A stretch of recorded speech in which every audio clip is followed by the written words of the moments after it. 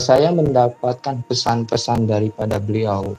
Yang pertama tentang kondisi alam gitu kan, alam semesta intinya, khususnya di Nusantara karena kita ada di Nusantara gitu kan. Untuk alam sendiri mungkin saya juga mudah-mudahan ini tidak terjadi, karena akan ada beberapa yang tidak dimungkinkan, yang tidak kita mau sebenarnya gitu kan. Jadi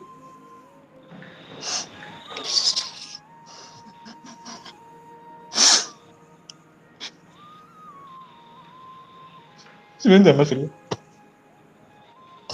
saya nggak kuat kalau cerita seperti ini. Demi Allah, demi Rasulullah, kalau bukan kita yang sadar diri kita sebagai hamba yang selalu tidak bisa melawan hawa nafsu kita sendiri, Mas. Itu semuanya saya di mana orang-orang tersebut yang akan mendapatkan hukum karma yang setimpal atas perbuatannya. Itu di masa depan yang akan mendatang. Entah itu tahun sekarang atau tahun depan, itu kita nggak tahu. Yang jelas itu sangat pedih. Yang saya bukan hanya diberitahu tapi diperlihatkan. Maka dari itu saya selalu membangkitkan diri. Ketika saya berbicara seperti ini dengan raga yang saya seperti ini, tidak ada satupun orang yang mempercayai saya. Itu yang bikin saya sakit hati. Kenapa ketika terjadi mereka baru percaya? Padahal saya sudah kasih tahu.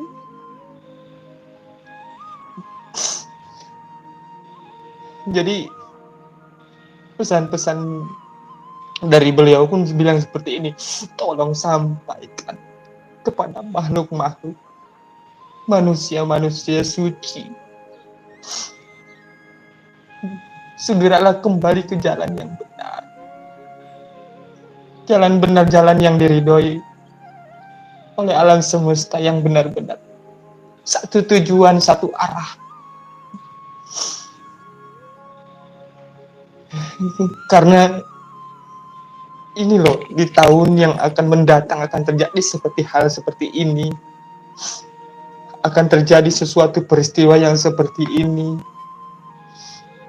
Mungkin sebagian juga ada yang udah tahu. Tapi tolong, kalau memang kalian mendapatkan mandat tersebut, sampaikanlah walau cuma satu ayat. Jangan putus asa di tengah jalan ketika kalian tidak dipercayai. Itu sebagian ujian daripada kita yang diperjalankan. Bukan hanya yang sebarkan mengejar harta amanah kalian ke ujung balik, ujung kulon pun kalian datang. Bukan itu. Iya betul itu. Bukan. Sekarang saya kasih tahu intinya satu. Ini buat pelaku terutama Kang Surya, yang mohon maaf ya. Terutama khususnya para pengejar yang dibilang uka-uka, yang selalu mengejar harta amanah. Dan saya katakan itu tidak ada. Demi Allah, itu tidak ada. Harta amanah memang ada, tapi ada petugasnya yang ditugaskan. Dan itu tertutup, tersusun rapih, Mas Surya.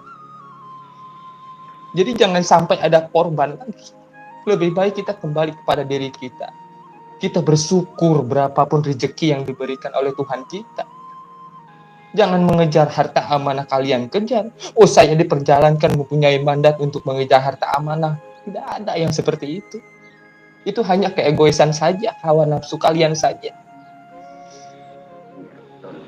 Justru orang-orang yang diperjalankan tidak memikirkan tentang harta. Itu karena itu bisa membatalkan ibaratkan perjalanan. Ya, jadi perlu dilakukan oleh kita harus ketemu dulu nih diperjalankan itu dulu. Nah, menurut saya itu pandangan sampean ini.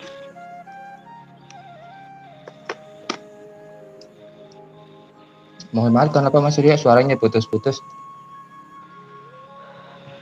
Ya menurut saya itu saat ini justru orang-orang yang di perjalanan tidak memikirkan terkait anak, tetapi bagaimana memikirkan bisa bersatu bersama orang yang jalankan. Menurut pandangan sampean itu seperti apa? Kalau menurut saya pribadi, saya sangat setuju dengan apa kata Mas Surya. Kenapa saya bilang setuju? Ya kita kalau memang mendapatkan tugas seperti itu, ya kita berkumpul. Kita menyatu dalam raga. Karena apa? Ruh-ruh terdahulu tidak mungkin gaib ketemu gaib. Mereka turun ke bumi, otomatis mereka sudah berada di dalam raganya masing-masing. Kalau bukan raga yang ketemu, masa gaib yang ketemu raga? Kan gak kelihatan. Itu di luar logika dan sangat tidak mungkin gitu. Maka dari itu, siapapun bagi yang diperjalankan, baik itu yang muda atau anak kecil sekalipun, kalau memang mendapatkan tugas dan tahu tentang tugasnya, kita berkumpul, kita sharing, kita ngobrol masing-masing. Gitu kan. Untuk apa? Untuk kedepannya.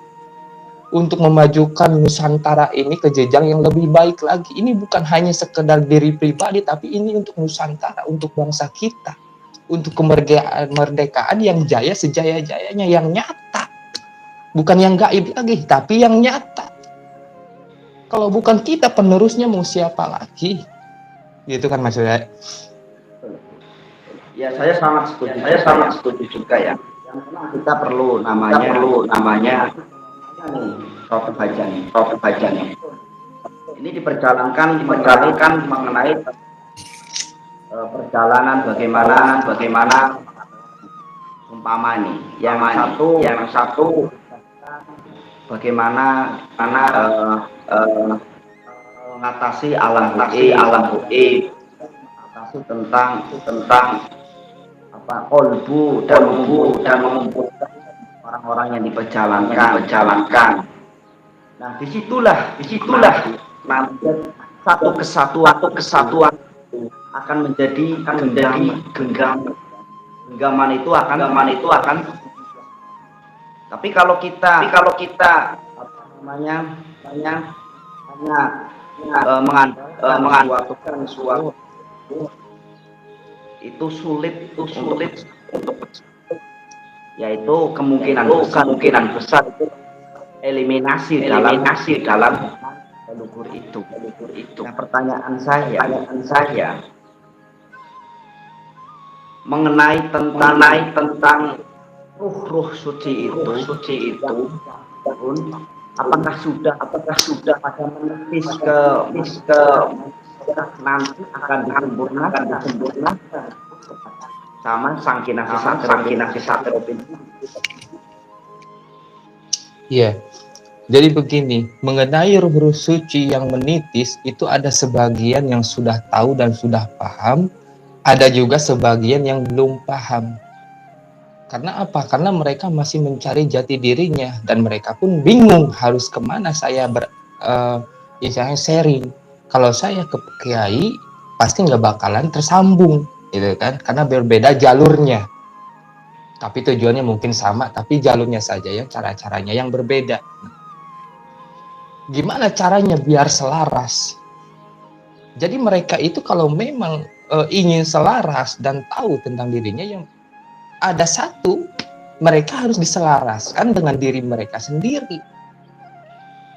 Ada tata caranya, gitu kan? Ada tata caranya memang. Kalau memang ingin selaras dengan ruh suci yang menitis ke dalam raga kita, itu ada caranya. Caranya pun simpel kalau menurut saya. Itu pun kalau kita menjauhkan hawa nafsu kita, melawan hawa nafsu kita, menjauhkan egoisme kita, itu akan sangat mudah, maka akan selaras.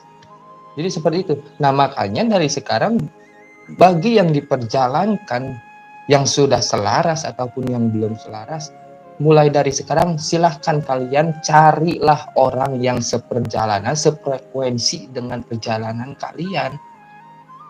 Pasti kalian juga merasa berbeda, gitu kan. Apalagi yang tadinya dari nol, sama sekali nol gitu ya Mas ya. bisa dikatakan dari nol, sehingga mereka bingung dengan kok mereka bisa seperti ini, kenapa saya bisa jadi punya keilmuan ini, tiba-tiba saya bisa ngobatin ini, otomatis mereka akan bertanya-tanya. Nah, itu kan masih belum selaras. Tetapi kalau sudah selaras, mereka akan paham dengan tugasnya mereka itu seperti apa. Betul. Ya betul yang Kang Mikael juga itu orang yang memang bisa memerangi hawa yang ekstrim itu dengan konsisten ya. Berubah. Karena kalau memang itu kita baik, insya Allah pemikiran, tindak laku pun akan baik gitu. Betul Mas Surya. Ya makanya dari itu, mulai dari sekarang cobalah kita belajar dari sebagaimananya kita dilahirkan ke alam dunia dalam keadaan suci, gitu kan. Masa kita sekarang sudah dewasa tidak bisa kembali kita ke terdahulu dalam keadaan suci? Kita bisa dalam keadaan suci, asalkan kita ada kemauan. Yang penting yakin pada diri kita bahwa kita ini bisa. Bukan hanya sekedar dari ucapan, tapi dilakukan. Kolbunya, rasanya. Jadi itu harus dihidupkan. Tanamkan rasa-rasa cinta kasih sayang kalian. Maka itu akan tertutup hawa nafsu itu. Kalau kalian masih menggenggam yang namanya hawa nafsu, sampai kapanpun juga nggak akan bisa selaras gitu. Karena godaan terbesar atau peperangan yang sejati itu melawan hawa nafsu kita sendiri. Itu menurut saya ya Mas Surya ya. Mohon maaf kalau ada kesalahan atau kekurangan. Ya, jadi kalau menurut saya pribadi, bagi orang-orang yang diperjalankan, yang mendapatkan amanah yang sesuai diperjalankan dengan ruh suci, gitu kan, ataupun yang diperjalankan dengan para iblis atau ibarat kasarnya dajjal lah gitu kan, para utusan-utusannya dajjal yang menitis gitu kan. Nah itu akan dipisah Mas Surya, akan dipisah. Itu akan di-sharing. Jadi ibarat kasarnya dari 100%, 50% ke bagian dajjal, 50% lagi ke bagian sebelah kanan, ibarat kasarnya seperti itu. Nah makanya ini hati-hati gitu kan. Dari mana setiap orang yang memiliki amanah yang nyata, amanah yang selaras di jalan kebenaran, itu gampang diselewengkan. Itu yang disebut penyaringan. Makanya balik lagi kepada diri kita sendiri. Kalau kita tidak ingat dengan diri kita sendiri, maka celakalah diri kita sendiri. Kita akan gampang, ibarat kasarnya terbalik.